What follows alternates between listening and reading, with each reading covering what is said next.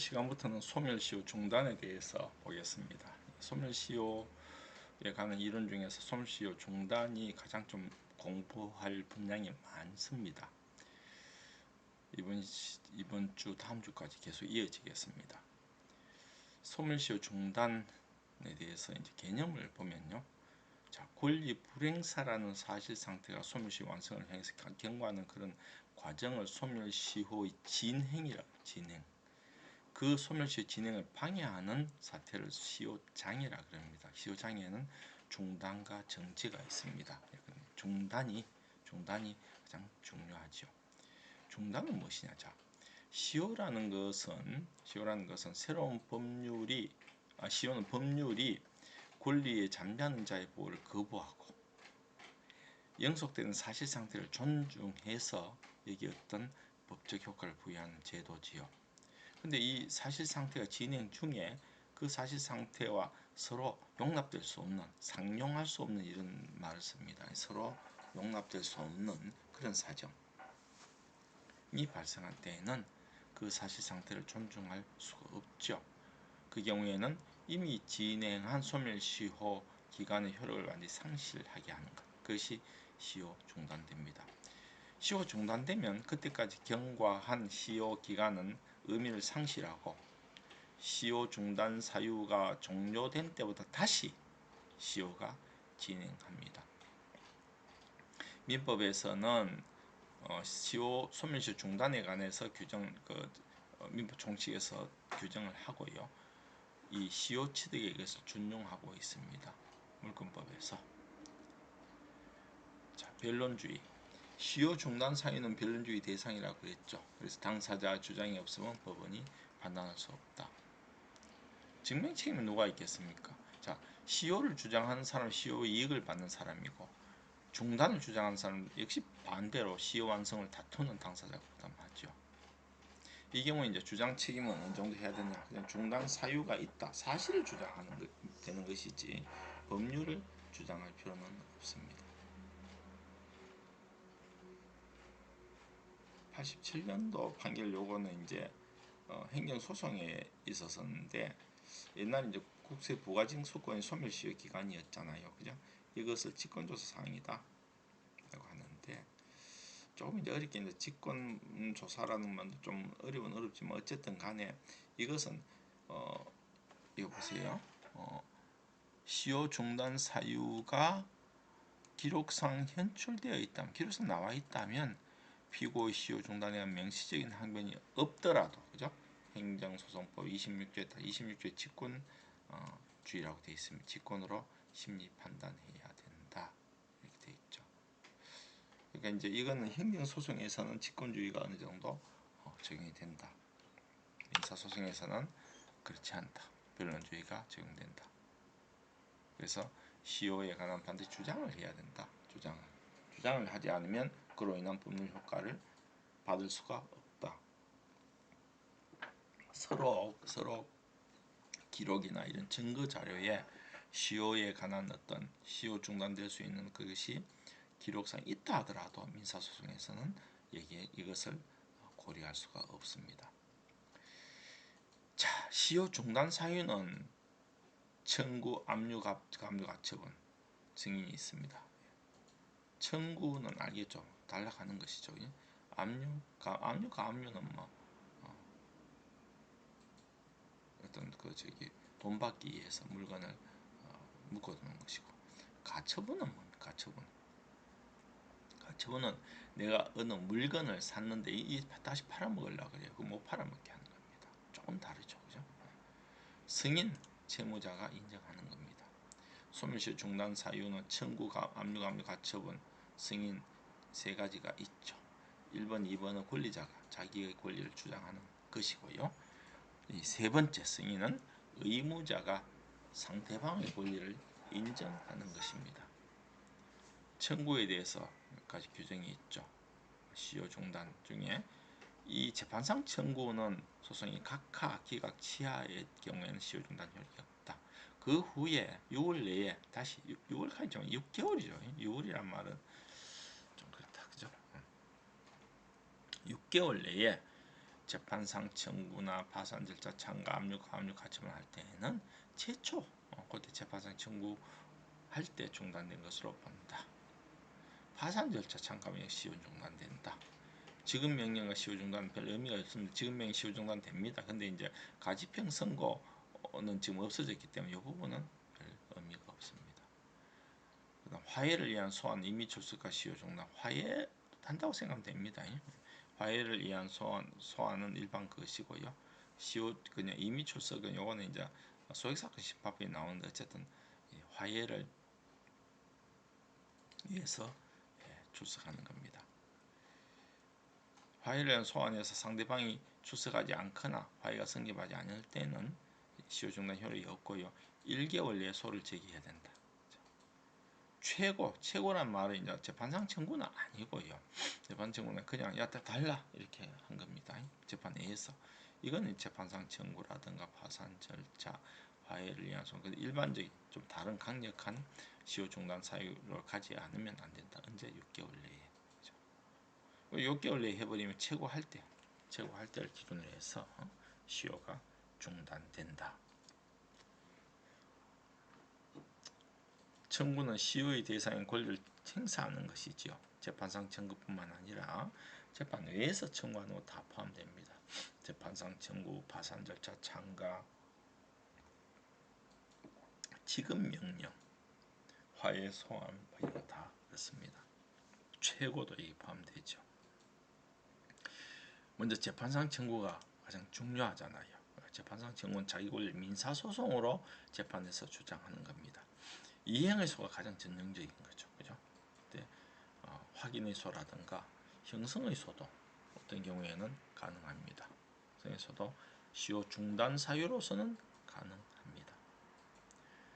의원 면직 처분 취소 확인의 소, 의원 면직에 대해서 이걸 의원 면직 처분 취소를 했다. 그러면 이제 이건 급여 청구에 대한 소멸시효 중단 사유가 되겠죠.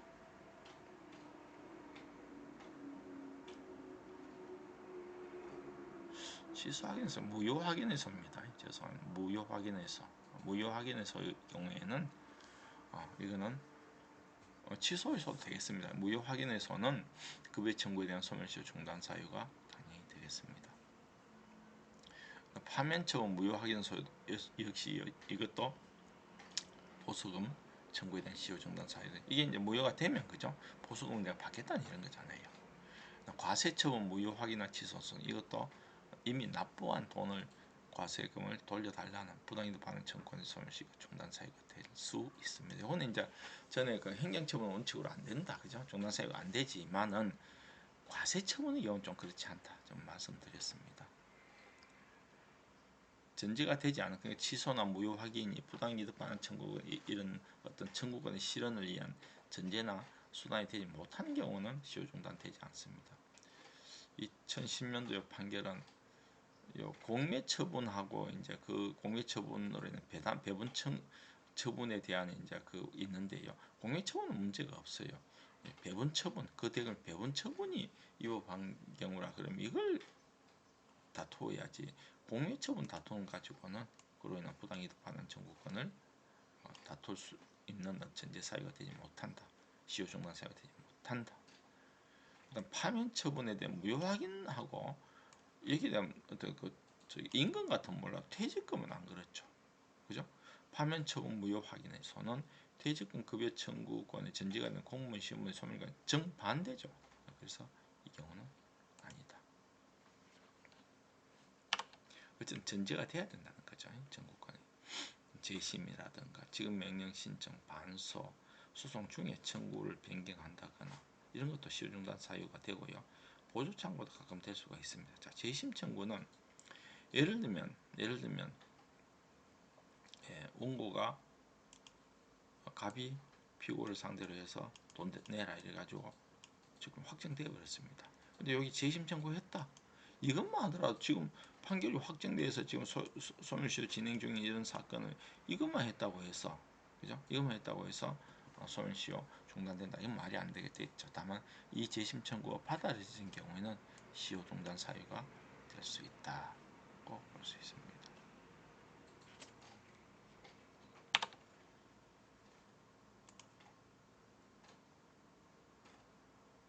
취득시효 중단 사유가 문제가 되네요. 그죠? 소유권 이전 등이면 확정 판결의 패소자인 피고가 재심소를 제기해서 토지에 대한 소유권 이전 여전히 내가 있다. 내가 소유권 이전 등기 그건 안 했지만은 그건 졌지만은 소유권 내한테 있다 이랬을 경우에는 그래가 이겼어요. 그러면 재심소 제기일로부터 시효 취득이 중단된다. 보조참가는 뭐냐? 보조참가라는 것은 원고가 피고에 대해서 소송을 제기했을 때 뭐 원고의 편을 드든 피고의 편을 드든 간에 그죠? T라는 사람이 여기에 참가하는 겁니다. 근데 이 T라는 사람은 요 둘이 이제 도와주는 거죠, 그죠? 도와주는 원고 보조참 같은 원고를 도와주고 피고 보조참 같으면 피고를 도와주는데 이 사람은 그냥 이 사람을 도와주는 것이지 도와주는 것이 이 사람에 대해서 무슨 청구를 하는 건 아니거든요. 그래서 보조참가했다고 해서 그 시효 중단, 보조 참가 주장하는 시효 중단이 없지만은 보조 참가의 상대방의 권리를 적극적으로 주장하는 경우, 예를 들면 교통사고 피해자가요, 이 보험회사가 가해자에 대한 소송에서 보조 참가해가지고 야 네가 잘못이 있지 않냐고 적극적으로 주장했다 그러면 이 T의 피해자의 피고에 대한 청구권 시효가 중단된다고 봐야 됩니다. 왜냐하면 요 당시에 이제 보험회사는 요 채무 있죠. 요 채무에 대한 어떤 변경적 채무 인수이기 때문에 이 사람이 참가할 필요성이 있는 것입니다.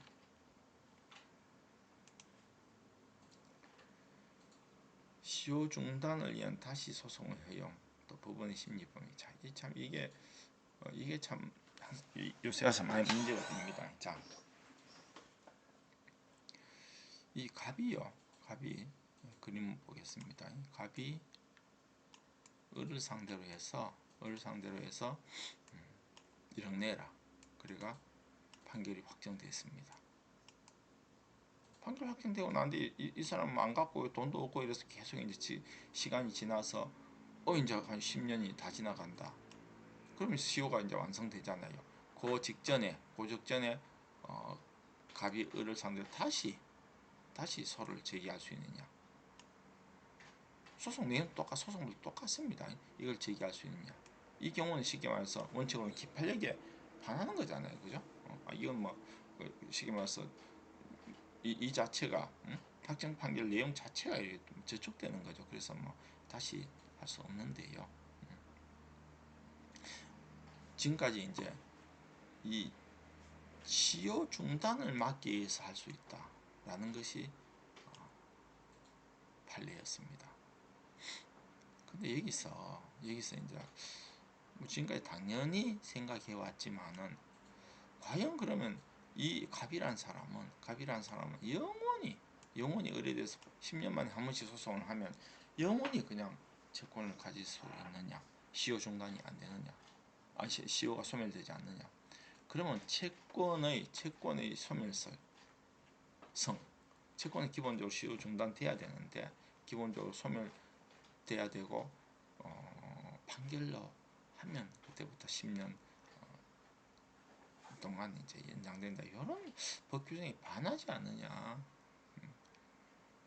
그래서 시효 중단만을 위한 제소는 허용되지 않는다. 이런 이제 이론이 있어서 얼마 전에 거기에 대해서 대법관들끼리 이제 다 이 문제가 있으니까 판결이 나왔습니다. 이게 2018년도입니다. 아직 이겁니까? 이거 말고 요겁니다. 요거 그죠? 시효 중단을 위한 제소가 허용되느냐? 아직까지는 된다. 그래서 반대 의견 한번 보세요. 과연 계속 할 수 있느냐 이런 건데 아직까지 된다. 이게 이제 2018년 된 적이 있습니다. 이제 현재 상황에서는 이 경우에 이제 후소 판결이 나오잖아요, 그죠? 후소 판결이 나온다 하더라도 앞에서 그 전소 판결에서 내용에 대해서는 후소 판결에서는 다시 심리할 수 없습니다. 다만 그 이후에 일어난 예를 변제를 했다거나 그건 당연히 되는 것이죠. 그래서 이제 이 경우에 후소 판결의 기판력은 기판력의 어떤 기준점은 후소 판결의 시효 그러니까 사실심 변론 종결이 됩니다. 그다음 또 한 가지 이제 문제가 되냐 뭐냐면 요거 이제 신소 심리 범위의 기판리 표준시효 한번 보세요. 심리 범위는 앞에서 이미 심리의 부분은 다시 할 수 없고요. 다만 이제 그 전수 확정 후에 변제를 하고 이럴 수 있잖아요. 그 경우에는 기판력의 표준시효는 후소 변론 종결이 되는데 이까지는 별 문제는 없습니다. 다만 이제 제가 말씀드린 건 나중에 여러분 이제 이행 소송과 확인 소송이 있는데 이행 소송과 확인 소송을 보면요. 이행 소송은 그 자체가 소가도 비싸고 인지대도 비싸고 그 대신 이행 소송은 바로 그걸 가지고 집행을 할 수 있습니다. 강제 집행을 할 수 있지만 확인 소송 강제 집행이 안 됩니다. 그래서 만약에 이 경우에 이행 소송을 하라 그러면 다시 한다 그러면 이 집행 권한이 두 개나 돼 버리거든요. 일단 좀 문제가 있어서 확인 소송으로 하는 것이 원칙이다. 저는 그렇게 생각했습니다. 일반적으로 이행 소송을 하는데 확인 소송을 해버리면 집행 권한이 두 개인 것을 막을 수가 있고 확인 소송 집행 권한이 아니니까요. 그걸로 함부로 판결 집행할 수 없으니까 현실적으로 굉장히 절차가 안정성이 있고 그죠? 또 그렇게 하는 것이 비용도 적게 들고 그렇잖아요. 그죠? 그게 괜찮다 생각했는데 문제는 이번에 새로 나온 판결입니다. 이게 2018년 10월 판결인데 지금까지 있었던 이행 소송이나 확인 소송 외에 새로운 형식의 확인 소송을 할 수 있다는 게 대법원 판결입니다. 그 새로운 소송의 확인 소송이 도대체 무엇이냐? 여기 보세요. 주문의 예를 보겠습니다. 예를 들면 몇월 며칠자 대여금에 기초해서 대여 기초해서 원고 피고에게 100만 원의 채권에 관하여 시효 중단을 위한 소지가 있음을 확인한다. 이게 무슨 뜻이냐면 지금까지는 시효 중단을 위해서는 원래 했던 청구와 똑같습니다. 피고는 원고에 돈 얼마 지급하라.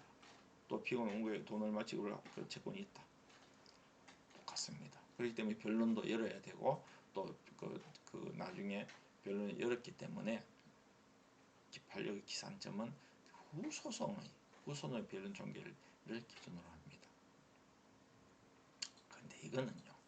쉽게 말하면 이렇습니다. 쉽게 말하면 내가 지금 시효 중단을 위해서 한 소송을 하고 있다. 이걸 확인해야 하는 겁니다. 그럼 어떻게 됩니까? 법원은 딱 시효 소송이 들어오면 그냥 확인을 해줘야 돼요. 이게 소송의 개념입니까? 이게? 이거 이런 소송은 개념이 없는 겁니다. 그래서 새로운 형태의 소송이라고 하고 있습니다. 이건 차라리 판사가 하는 것보다는 그죠? 판사가 하는 것보다는 그냥 법원 직원이 그냥 공정히 좀 되는 거죠. 소송했습니다. 예, 이걸 허용하면서 이런 소송은 참고로 그럴게요. 이런 소송은 인지대도 10분의 1로 줄였습니다. 그럼 다 이쪽으로 오라는 거죠. 그죠? 오라는 거죠. 네, 이런 것을 하나 지금 만들어 놨습니다. 근데 이론적으로 문제가 많죠. 그래서 이제 판결 이유나 이에 대해서 제가 쭉 적어 놨습니다. 여러분 지금 읽어봐도 이해가 잘 안 될 수가 있는데 이걸 자료로 이어 놨습니다. 하여튼 이런 게 있다는 것 말고요. 조금 더 알고 싶은 사람들은 대법관끼리 이런 어떤 논의를 한번 잘 한번 보세요. 참 희한한 형태의 판결을 하나 만들어 놨습니다. 세계에 유례 없는 그런 판결이죠. 재판은 이런 게 재판이 아닙니다. 내가 재판을 했다는 확인, 내가 지금 재판을 하고 있다는 확인해 달라. 이게 무슨 재판입니까, 그죠? 예. 참 재미있는 판결이 하나 나왔습니다. 근데 아마 이쪽으로 계속 갈 것 같아요. 인지도 10분의 1밖에 안 드는데 괜히 다른 거 하면 그죠? 다른 거 하면 우리 당사자한테 우리 불리하잖아요. 그렇죠? 쭉 내려옵니다. 그리고 형성에서도 시효 중단 사유가 될 수 있는 예를 들면 이혼 소송을 제기하면 그로 인한 손해배상 청구권의 시효 중단을 인정한 그런 견해도 있고요. 토지 경계 확정의 손이라는 게 있습니다. 이게 그 토지가 이제 양쪽에서 이제 갖고 있는데 가발하고 를 갖고 있는데 두 사람 사이 경계가 좀 시원찮다. 이 경계가 어디냐? 이걸 확정해 달라는 겁니다. 내 소유권이 어디냐는 거냐? 그냥 경계만 확정해 달라는 겁니다. 요거는 그냥 아주 형식적인 경계만 확정하기 때문에 뭐 그것이 뭐 소유권에 대한 시효중 취득 시효 중단 사유가 되지 않는데 원칙입니다. 근데 말이 경계 확정의 소이지 내가 시효를 그 취득했기 때문에 내가 소유권을 갖고 있다는 그런 의미에서 경계를 확정해 달라. 원래 이제 경계 확정 소가 그건 아닙니다만 그런 식으로 했다 그러면 그때는 그때를 기준으로 해서 시효 중단이 될 수 있다. 이것도 이제 형성의 소거든요. 그게 이제 형성의 소가 시효 중단이 되는 경우는 보통 그거하고 같이 어떤 손해배상 청구권이나 이런 게 같이 되는 경우가 그렇습니다. 시효 중단의 근거 잠깐만 여기까지 하겠습니다. 시효 중단 그건 다음 시간 하겠습니다.